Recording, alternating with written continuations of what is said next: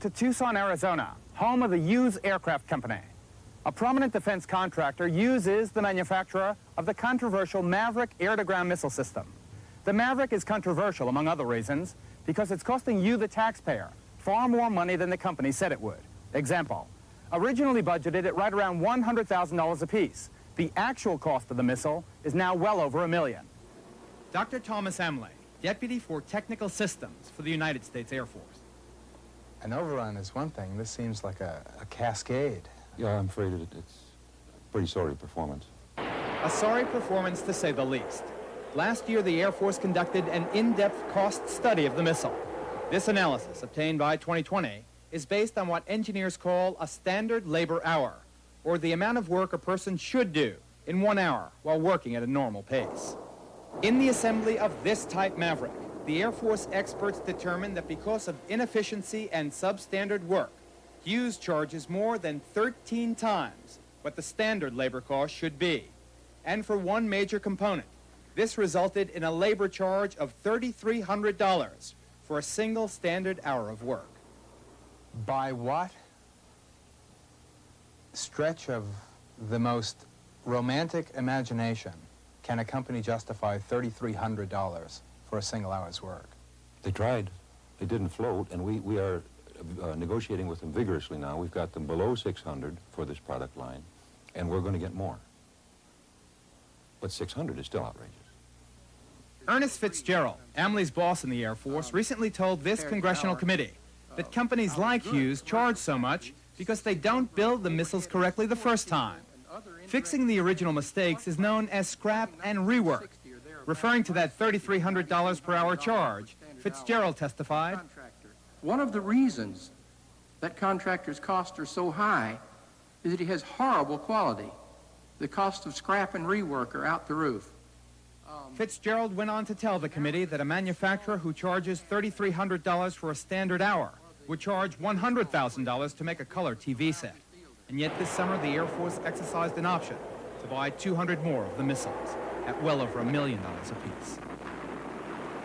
This is the Davis-Monthan base, the Air Force's equivalent of an elephant's burial ground.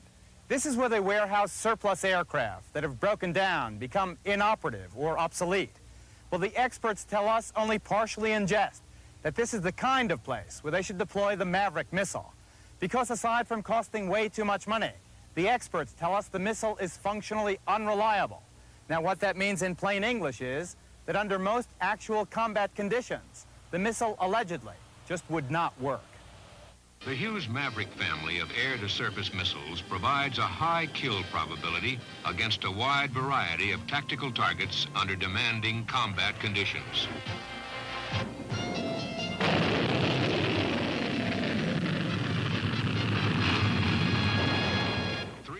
Designed as an air-to-ground tank destroyer, the Maverick has 3 basic guidance systems.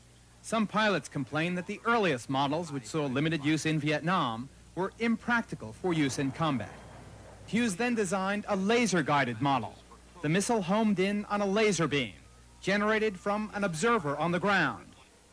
But because the laser model was also widely criticized, Hughes then developed its most sophisticated version of the Maverick, the IR, or infrared missile. It homed in on heat generated from a target, say the engine of a tank. The IR Maverick enables 24-hour-a-day precision strikes against land and sea targets. In combat tests, though, some experts tell us the missile, which was supposed to work day or night, is also not reliable, because to find the target and fire at it, the pilot must rely on this poorly defined image on a screen. Let me visualize it this way. Get a long and very small diameter mailing tube and put it on your airplane, pointing straight ahead, and you're only allowed, you the pilot, are only allowed to look through the mailing tube to fly the airplane. You can't look out the canopy any other way. And the probability of finding a tank doing this and flying at 200 feet at over 500 miles an hour, you know, it's something a pilot can't do. Well, now you've heard the principal allegations. The Maverick is unreliable, it costs too much money, and the Air Force knows it. So now it's time to ask the bottom line question. Why? How could the Air Force and the government let it happen?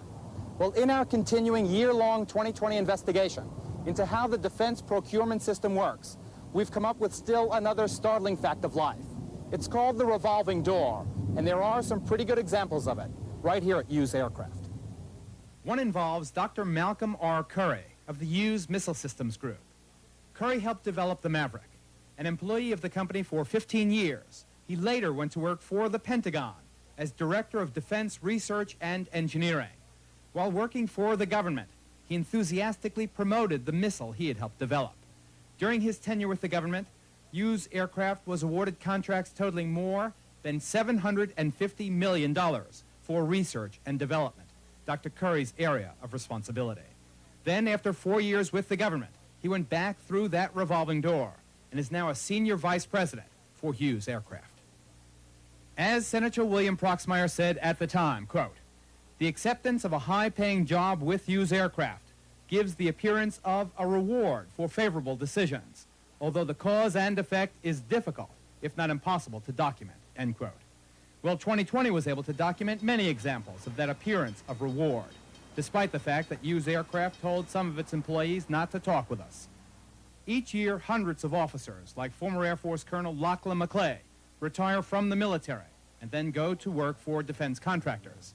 Many, like McClay, were stationed here at Wright-Patterson Air Force Base in Dayton, Ohio.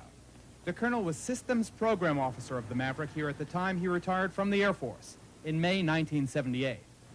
Officers like McClay usually have 25 years or more in the service, and they say it is only natural for them to go to work for defense contractors after retirement because they are experts on weapons systems. I think I had discussions with every company that I interviewed with about avoiding conflict of interest. The rules are very specific, and I felt obligated to point out to everybody that I interviewed with the kinds of work that I could and could not do. Unlike the other retired officers you are about to see, McClay at least waited 4 months after his retirement to accept a job with Hughes.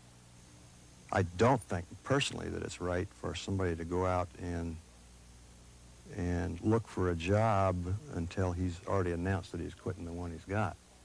Pentagon records we reviewed show that during the past 5 years, Hughes Aircraft and its subsidiaries have hired hundreds of former officers, many of them before they even retired from the military. Among those hired by Hughes were several directors and top officials of the Air Force Maverick program. Lieutenant Colonel Wayne Matson, for example, was systems program officer for the Maverick at the time he retired from the Air Force in March of 1979. But Matson had already accepted a job as senior project engineer with Hughes 2 months earlier. He refused to talk with us.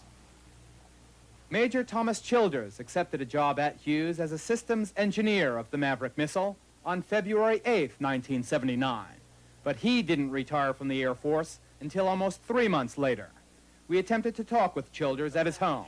He was adamant, to say the least, in his refusal to discuss his hiring by Hughes. But I'm telling you, don't step foot in this property one more time. Well, I've been giving you ample warning. You have it covered. And some of the people who go through that revolving door are not always in uniform. Last year, Paul Fisher worked for the Defense Contract Audit Agency. It's the government's watchdog on defense contractors. He was assigned to the staff monitoring Hughes aircraft. But just days after the Air Force asked Fisher for the documents detailing the cost overruns at Hughes aircraft, Fisher informed them he had been hired by Hughes. The Air Force analysts say he never gave them the material they requested. When you're spending $100 billion a year on acquisition, it just buys the hearts and souls of a lot of people. In our modern-day technological world, nobody could seriously question any reasonable and legitimate expenditure for our nation's defense, even million-dollar missiles.